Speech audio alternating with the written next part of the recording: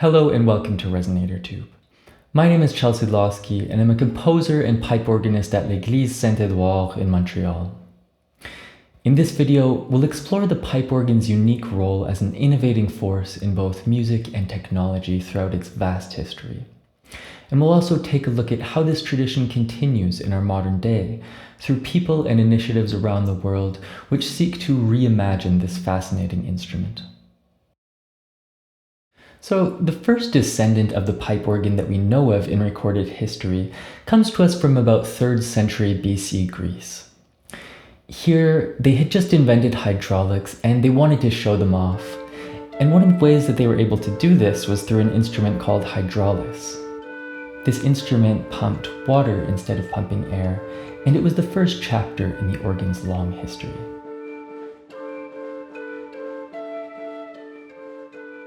Jump forward about 1,000 years and we have Constantine hanging out in Istanbul, and he just loves his pipe organ, so he sends one to his buddy Pepin the Short in northern France. Pepin also loves the thing, sends one to all of his friends, and fairly quickly it spreads throughout the Christian world. Then, throughout the Middle Ages, we branch into two significant directions. On the one hand, we have l'orgue portatif, moving towards transportability and practicality. On the other hand, we have l'orgue positif, which would become the pipe organ as we know it today, adding more stops, more keyboards, including a pedal board, and ultimately becoming a monumental installation that was certainly one of the most elaborate and intricate mechanisms of its day. In the 20th and 21st centuries, we see electronic and digital organs fulfilling the role of l'orgue portatif, while various innovative strategies are applied to the pipe organ. Some more conservative, looking simply to improve on the control mechanism of the instrument, and some more experimental in nature. We'll look at a couple examples of the latter in the rest of this video. Lauren Redhead, a composer and pipe organist from the UK, has been creating music for pipe organ and live electronics for over 10 years using a uniquely collaborative approach. Working both with other composers as well as longtime collaborator Alistair Zaldua for the electronics, they blur the traditional lines between composer, technologist, and performer.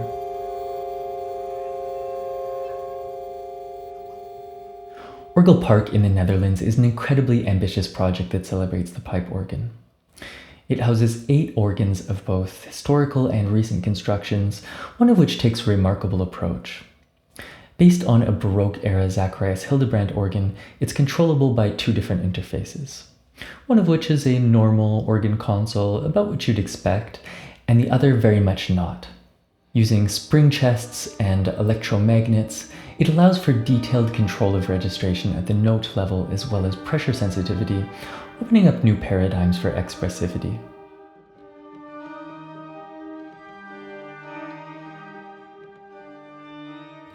So now we are in l'Église Saint-Édouard in Montreal, and we are before our beautiful 1913 Cassavant-Frères pipe organ in the symphonic tradition.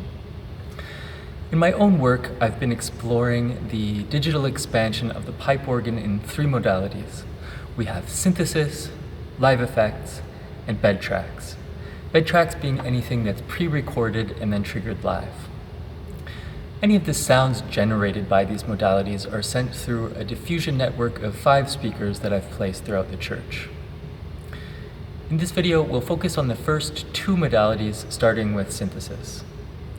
The way this works is that I have a MIDI keyboard set up next to me at the organ console, which is then hooked into my laptop, which is running an audio synthesis server called Organ Lab that I've been developing for the last couple of years. Organ Lab begins with analyses. So I record different stops and combinations of stops that intrigue me, I analyze them, and I try to create rough emulations of these sounds. So for instance, we can take our Bourdon 8 pieds of the Récy division, which sounds something like this.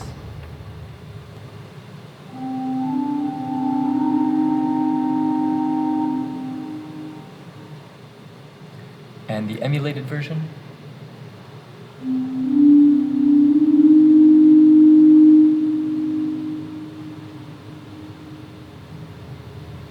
As you can hear, these are far from being accurate, detailed representations of the original sounds.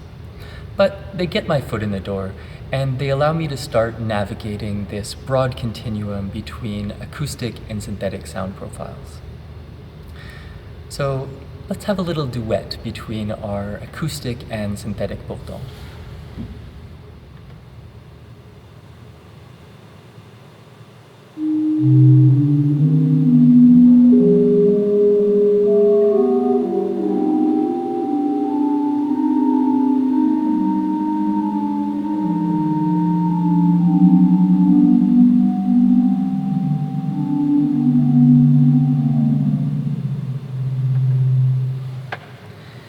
These emulations are already a lot of fun, but we can take them further in various ways with what I call mutations. One of the beautiful things about the pipe organ is that it's an instrument very much embedded in its space. For instance, this instrument has over 3,000 pipes in it, so you're not going to be taking it around town with you very easily. This is remarkable, but at the same time, it leads to certain limitations that just aren't an issue when we're dealing with digital synthesis. So this lets us do stuff like glissandi or continuous pitches.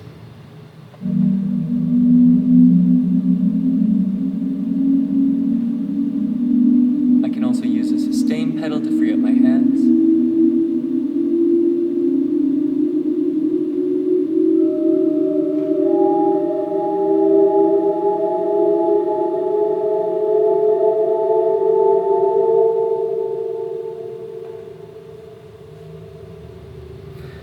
We can also interpolate between stops themselves. In the next example, you'll hear 4 stops, the bourdon, principal, cornet, and la voix humaine, and we'll be morphing between them at a random interval between 5 to 10 seconds.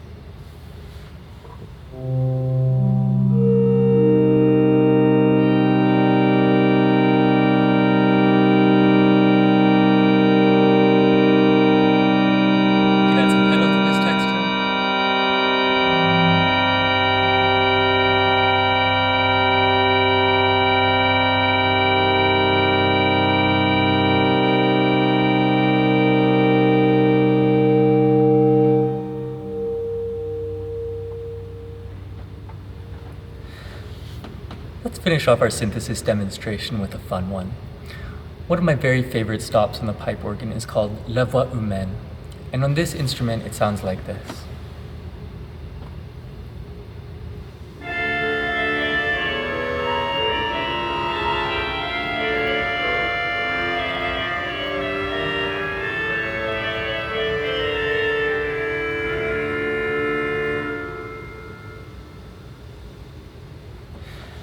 Typically, la voix humaine is heard with a gentle undulation called tremolo.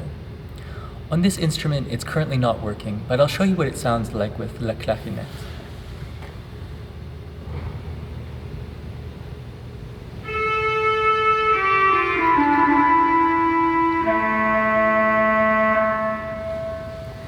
Inspired by this effect, what I've done on the synthesis side is basically crank up this undulation.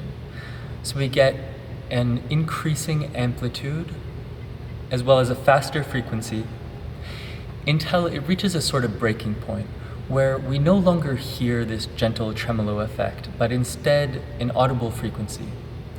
This is what's called frequency modulation or FM synthesis, and over the course of about 20 seconds you'll hear a voix humaine inspired sound gradually transformed into a bell-like sound.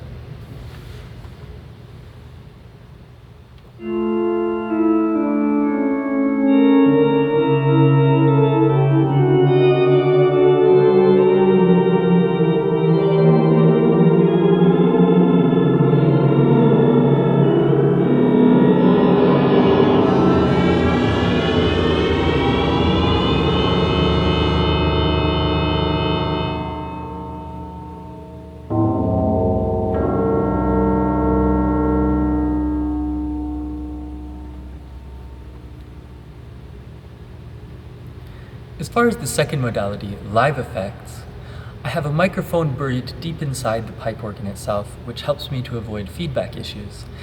And I use this input to apply effects like reverb, distortion, and delay.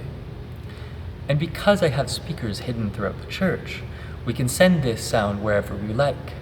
So let's take some distortion and a slight delay, and we'll send the sound over to the opposite side of the church, creating an echo not only through time but through space.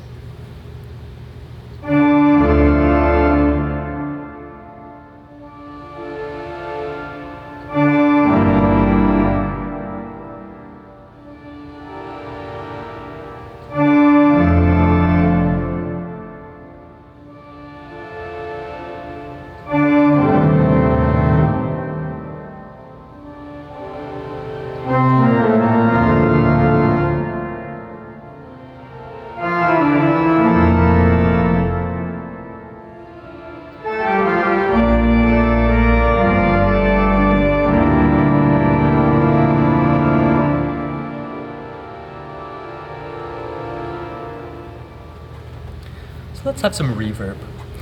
The church is already an incredibly reverberant space, as you can hear from my voice, but I wanted to take this to its logical limit, creating a sort of frozen reverberation that heads off towards infinity.